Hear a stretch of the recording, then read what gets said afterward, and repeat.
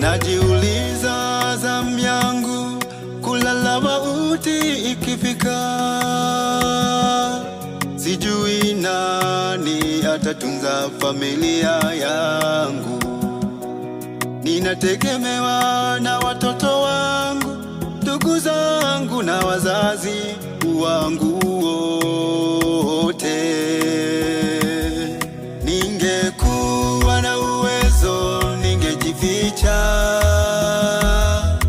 kifo kikija kisinione niwe hai.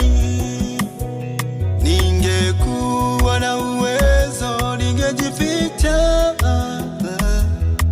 kifo kikija kisinione niwe hai.